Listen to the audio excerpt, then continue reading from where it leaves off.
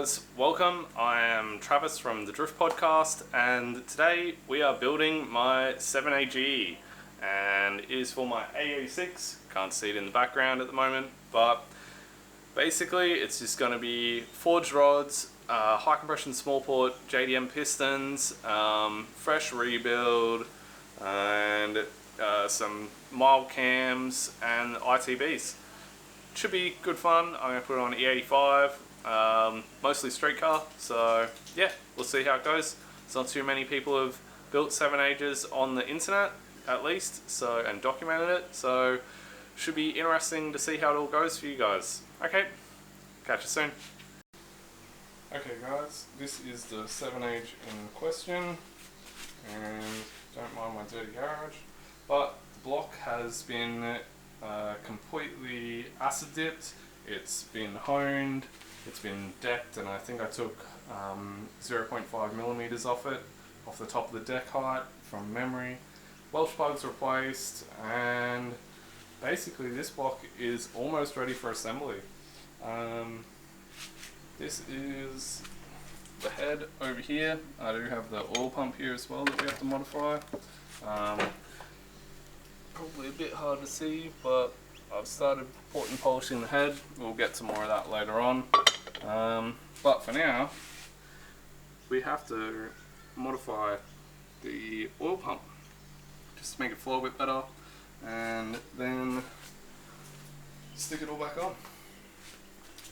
Some other points that I'm going to clean up on here is also where the oil returns. You can see it's not exactly the smoothest area in here. I'm just going to help it just a bit, just by smoothing that out in there.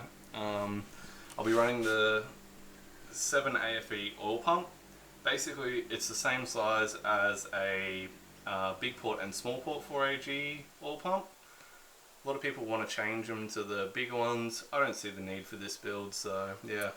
One thing to note though with an oil pump on a 7AFE is here. The 7AFE is higher and the 4AG oil pump sits lower on the block, so that's why it's an oval shape. So if you are running the 4AG oil pump, just make sure that you are porting this so that it will work. So yeah, other than that, let's get to it.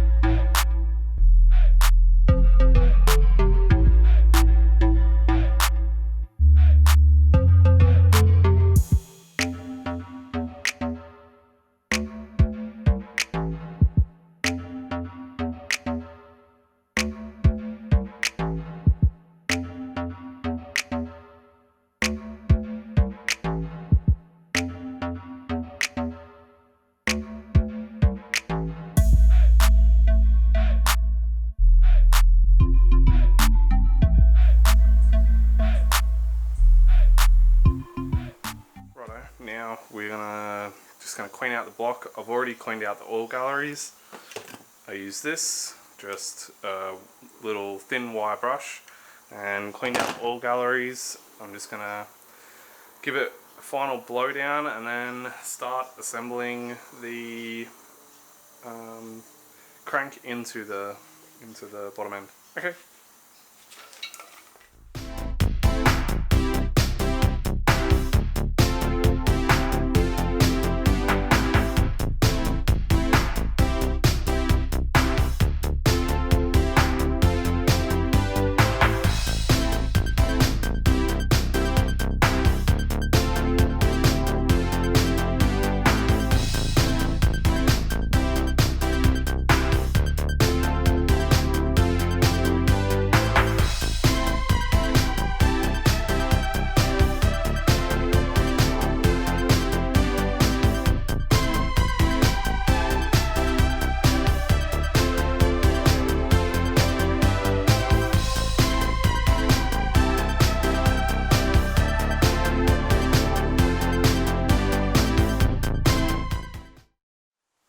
So as you can see, crank's installed, and now it's time to start making sure that all the piston and rod assemblies are the same weight, and also I have to check piston ring gaps. Okay.